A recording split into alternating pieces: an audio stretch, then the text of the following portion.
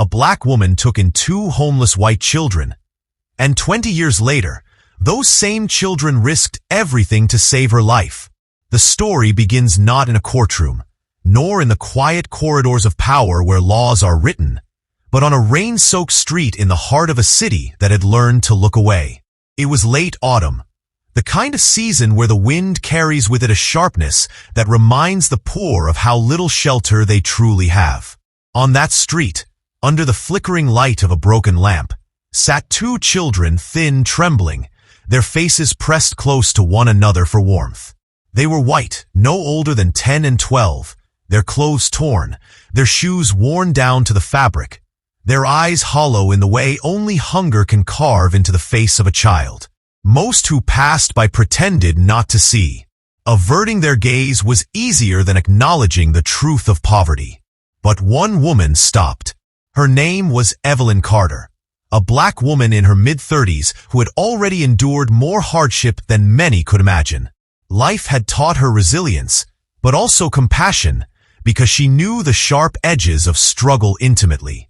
She knew the silence of empty kitchens, the shame of being looked at like she didn't belong, the way the world seemed to expect her to fail and then celebrate when it thought she had. Evelyn saw those 2 children, and, where others saw a burden, she saw humanity. She crouched down beside them, her umbrella tilted to shield their small bodies from the rain. "Where are your parents?" she asked softly.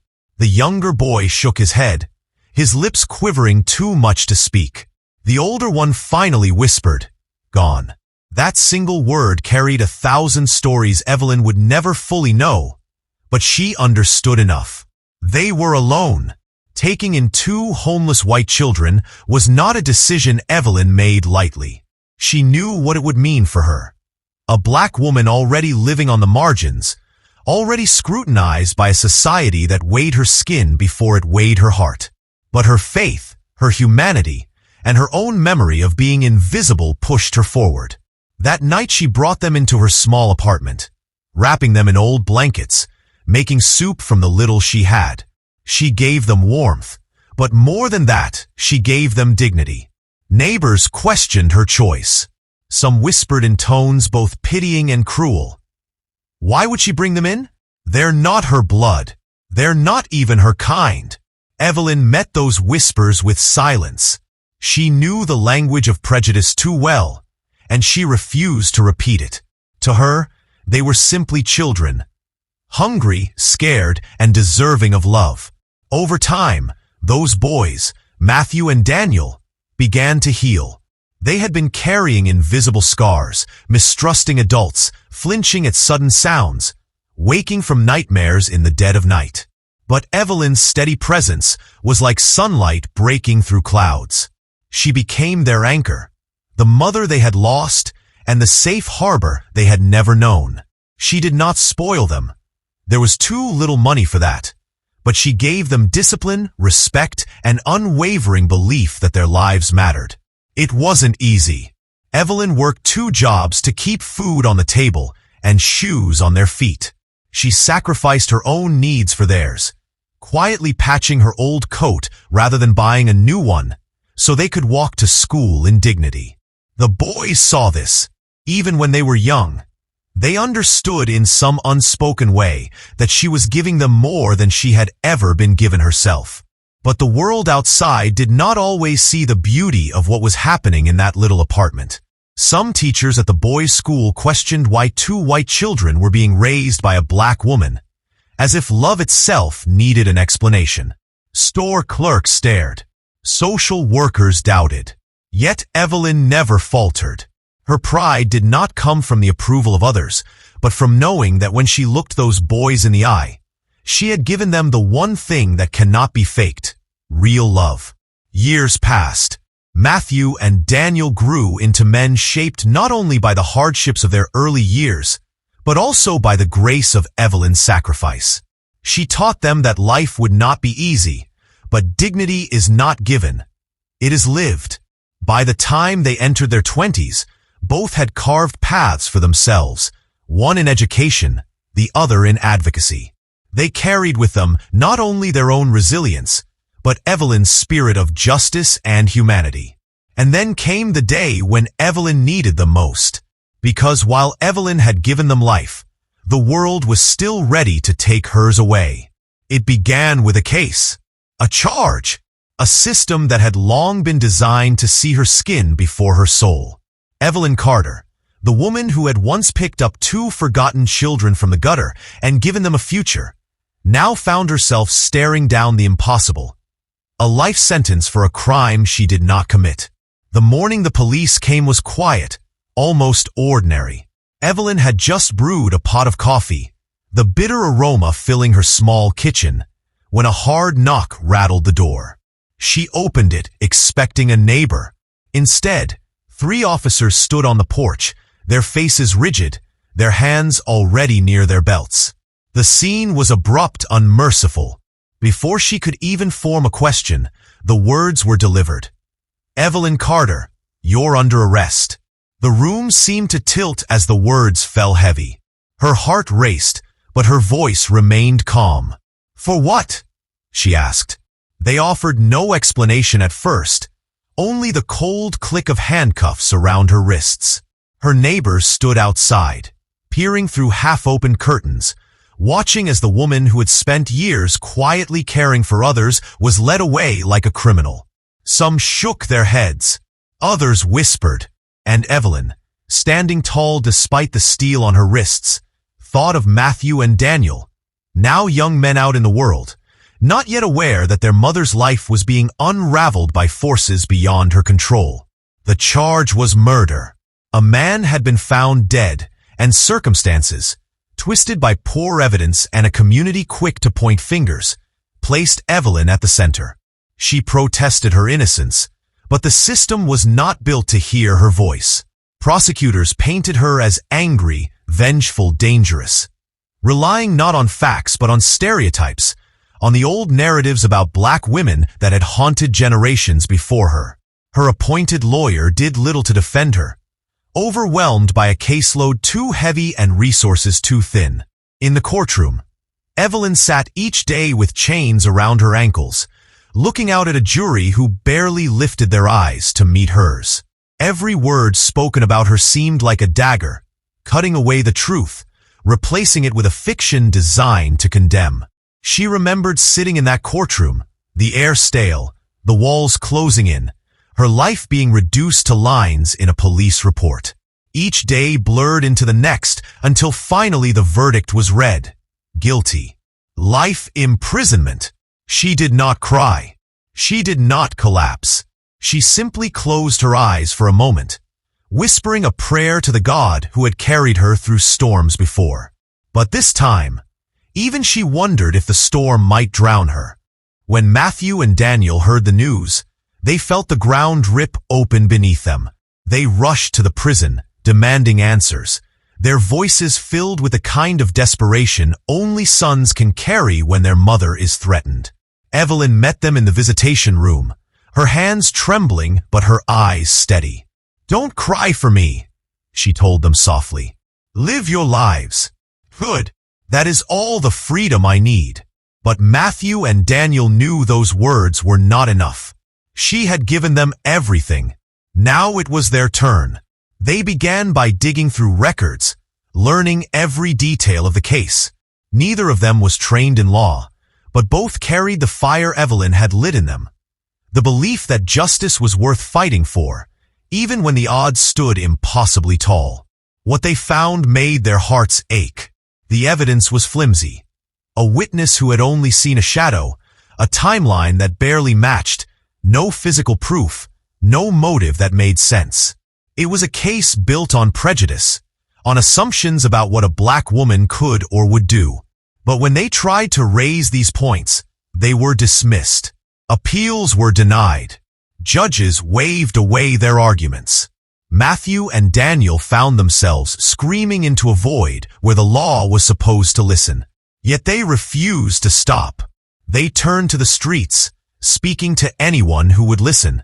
They went to local newspapers, community leaders, churches. They carried signs, they wrote letters. They told Evelyn's story with the kind of passion that only truth can give. Slowly, whispers began to stir. People started to remember the Evelyn Carter they knew. The woman who had raised two abandoned white boys when no one else cared. The woman who had sacrificed her life for others. At first, the story didn't travel far. But then, one journalist took interest. She sat with Matthew and Daniel for hours, listening as they spoke not just of Evelyn's case, but of the nights she stayed up sewing their torn clothes, the mornings she rose before dawn to pack lunches, the way she told them every single day. Your life has value. Never let anyone tell you otherwise. That journalist wrote an article, not just about a case, but about a mother's love, a miscarriage of justice, and the two sons fighting to free her. The article spread. Other papers picked it up. Soon Evelyn's face appeared on the evening news, her story igniting conversations in homes and offices. Some dismissed it, others debated, but many were struck by the irony. The same woman who had once taken in two homeless white children was now abandoned by a system that could not see her humanity. For Evelyn, those years inside prison walls were long, crushing, and unrelenting. The clanging of cell doors each night, the sterile light that never dimmed, the indignities of strip searches and shouted orders. It wore on her spirit. Yet she remained unbroken. She prayed. She wrote letters. She encouraged other women around her, becoming a source of quiet strength even in confinement. She carried herself with the same dignity she had always carried, even when the world sought to strip it away. But outside, Matthew and Daniel were gathering strength.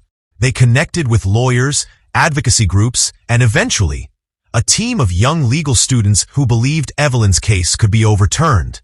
Each step forward felt like climbing a mountain. But the brothers remembered the nights they once sat on the street corner, cold and invisible, and the warm arms that had lifted them into a home. That memory burned away their exhaustion. They would not stop. And slowly, the tide began to turn. The fight for Evelyn's freedom stretched into years. Each day outside the prison gates was a day the brothers poured themselves into the work of undoing her sentence. They were no longer boys clutching at survival. They were men shaped by the discipline she had instilled, and now that strength was burning in every step they took. The turning point came when one young law student named Alicia joined their fight. She had read about Evelyn's case in a small column buried inside the local paper. Something about the story lodged itself in her chest like a stone. She came to Matthew and Daniel not with promises, but with determination. "I don't know how far I can take this," she told them. "But I know injustice when I see it. And this is injustice." Together, they combed through every shred of the trial transcript. They highlighted contradictions. They compared testimonies. They traced timelines. Again and again, the holes widened. The so-called witness had been uncertain, his description changing from statement to statement. The forensic evidence had been non-existent. The prosecution had relied on character assassination more than fact, painting Evelyn as a stereotype rather than proving a crime. And then Alicia found something. An overlooked police report filed just days before Evelyn's arrest. It mentioned another suspect, a man with a history of violence who had been seen near the crime scene. But his name had been quietly dropped from the case, never presented to the jury. The discovery left the room silent. It was the kind of evidence that could shatter the foundation of the conviction. With renewed hope, the brothers and Alicia reached out to larger organizations dedicated to wrongful convictions. Slowly, momentum grew. Journalists who had once brushed them off returned for deeper interviews. A documentary crew began following their journey, capturing every courthouse step, every rally. Every night they stood outside the prison with candles burning in Evelyn's name. Inside her cell, Evelyn learned of their fight through letters and visits. She would smile faintly, shaking her head as she read their passionate words. "You don't owe me this," she would say through the glass. But Daniel's response never changed. "Mama, you saved us. Now it's our turn to save you." Public support swelled. People who once doubted now saw the cracks in the case. White families who had once whispered behind curtains came forward to speak of Evelyn's kindness, remembering the days she shared what little she had. Black neighbors who had stood quietly by now raised their voices, telling reporters about the woman who had tutored children, fed the hungry, visited the sick. The story was no longer just about a wrongful conviction.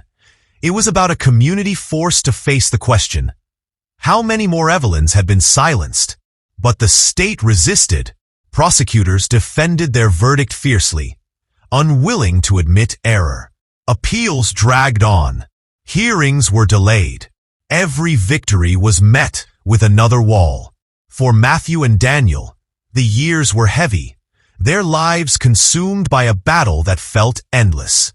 Yet in their hearts they carried the nights of rain and hunger, when Evelyn's hands had pulled them from the cold. That memory did not allow surrender. Finally, after nearly 2 decades of struggle, they secured a hearing before the appellate court. The courtroom was packed, not just with lawyers and reporters, but with ordinary people who had followed Evelyn's story. The air was thick with anticipation, as though history itself was waiting to be rewritten. Matthew stood before the court as a witness, his voice trembling at first, but growing steady as he spoke. He recounted the night Evelyn found them on the street, how she had fed them, clothed them, guided them into manhood. His words were not legal arguments, but they cut deeper than any statute. "If you take her life," he said, his voice breaking, "then you erase not just her, but us. She is the reason we are alive. She is the reason we are here." Daniel followed, speaking not as a lawyer, but as a son. "This system may not value her because of her skin, but we do. And we are here because truth matters more than prejudice." Alicia presented the evidence methodically, carefully. She showed the court the inconsistencies, the missing suspect, the contradictions that had been buried. Piece by piece, she unraveled the prosecution's case until the weight of doubt hung heavy in the room. For hours, arguments raged. The state insisted the conviction was sound, but the brothers' voices, joined by Alicia's precision, had pierced the silence too long endured. By the end of the day, the courtroom felt changed, as though some long-frozen ground had begun to thaw. When the session ended, Evelyn was escorted back to her cell, chains clinking at her ankles. But this time, she walked with her head high. For the first time in 20 years, she felt something stir within her chest that she had nearly forgotten. Hope. That night, in the quiet of her cell, she pressed her hands together and whispered, "Thank you. For my sons, for this fight, for the truth that will not stay buried." Outside, Matthew and Daniel stood under the courthouse steps, surrounded by supporters, their faces tired but fierce. Reporters shoved microphones at them, asking if they believed victory was near. Matthew looked into the crowd and answered with the conviction of a man who had once been a forgotten child. "We're not fighting for hope," he said. "We're fighting for her life, and we will not stop until she is free." The tide had turned. What began as whispers in the shadows had grown into a roar too loud to ignore. The system that had condemned Evelyn Carter was now forced to reckon with her truth, and the day of judgment was drawing near. The morning of the final hearing broke with a pale, golden light spreading across the city. Crowds gathered outside the courthouse, their signs raised high, their voices low with prayer and anticipation. Some had traveled hours to be there, drawn not just by Evelyn's case, but by what it represented. The possibility of justice in a place where justice had so often been denied. Inside, the courtroom was packed. Every seat was filled, every aisle crowded. At the front sat Matthew and Daniel, their hands clasped tightly together, knuckles white with tension. Alicia shuffled her notes at the table, her jaw set in quiet determination. And then the doors opened, and Evelyn was led in. 20 years had etched lines on her face, her hair now touched with silver, but her posture was unbroken. She walked with the same grace she had carried into prison. And for the first time in 2 decades, she looked out to see not just her sons, but a sea of faces turned toward her with respect. The judges filed in, their robes trailing like shadows. The air thickened. Everyone knew this decision would not just determine the fate of one woman, but stand as a symbol, either of the system's cruelty or of its ability, however late, to correct itself. The proceedings began with the state, their arguments stiff and predictable. They insisted the conviction was fair, that evidence had been presented, that finality must be respected. But their words rang hollow against the weight of what had already been exposed. Then came Alicia. Her voice was steady, clear, but charged with the urgency of truth. She spoke of Evelyn's humanity, of the evidence buried and ignored, of the cracks in the state's case that no amount of formality could hide. She held up the forgotten police report, the missing suspect's name underlined in bold. She laid bare the reality that Evelyn had not been convicted on proof, but on prejudice. When she finished, the courtroom sat in silence, the echoes of her words hanging heavy in the air. The judges retreated to deliberate. Minutes stretched into hours, the weight agonizing. Evelyn sat quietly, her hands folded, her lips moving in prayer. Matthew and Daniel leaned into each other, memories flashing through their minds. The rain-soaked street, the warm blankets, the meals scraped together, the years of laughter and lessons she had given them despite having so little herself. This was the woman they had fought for, the mother who had given them life when no one else had cared if they lived or died. Finally, the judges returned. The room hushed to stillness, hearts pounding like drums. The chief judge cleared his throat, his voice solemn. After reviewing the evidence, this court finds the conviction of Evelyn Carter unsafe and unsustainable. The verdict is hereby overturned. Ms. Carter, you are free. For a moment, the words did not register.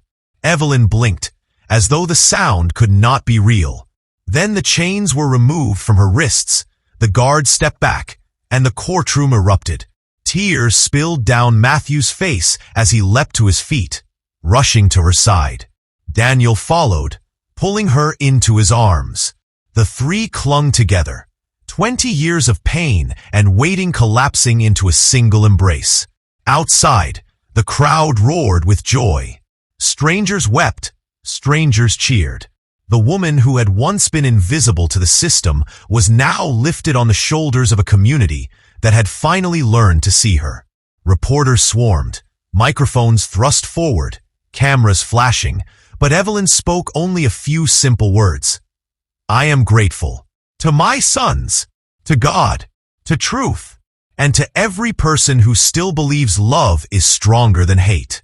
Her release became a national story. News channels replayed the footage of her walking out of the courthouse, her sons at her side. Some called it justice served, others called it a miracle, but Evelyn knew the truth. It was love that had saved her, not the cold machinery of the law, not the reluctant concession of the court, but the love she had given to 2 boys decades earlier, returned to her in the hour of her greatest need. In the weeks that followed, Evelyn adjusted slowly to freedom. The world had changed, streets were different, technology unfamiliar. But the greatest change was within herself. No longer did she carry the weight of silence. She began to speak at community centers, churches, and schools, telling her story not as a victim, but as a witness to resilience. She urged young people to see beyond the surface, to fight injustice not with bitterness, but with courage. Matthew and Daniel stood beside her at every step. They introduced her at events not as a woman who had been imprisoned, but as the mother who had given them life. The bond between them, forged in hunger and hardship, had carried them all through fire and come out unbroken. And yet, Evelyn never sought revenge against those who had condemned her. When asked if she was angry, she would pause, her eyes thoughtful. Anger is heavy, she would say. I carried enough chains already. I choose to carry love instead. Her dignity, Her grace and her unshakable humanity touched people across the nation. Letters poured in, strangers thanking her for her courage, for reminding them that justice is not an abstract idea, but a living truth measured in human lives. Her story became a testament not just to survival, but to the power of compassion. The kind of compassion that had led her years ago to stop on a rainy street and open her home to 2 forgotten children. And so the arc of her life, bent so cruelly toward despair, had been pulled back toward justice by the very love she had sown. Evelyn Carter's name, once whispered in the shadows of accusation, now stood as a beacon of dignity. Her sons, once invisible boys, now walked tall as men, carrying her legacy with pride. In the end, what remained was not the memory of prison walls or courtroom battles, but the unshakable truth Evelyn herself had always known. Love, when given freely, has the power to rewrite even the darkest stories. And so it did. If this story touched your heart, don't forget to like this video, share it with your friends, and subscribe to our channel so you can watch more stories that truly move the soul.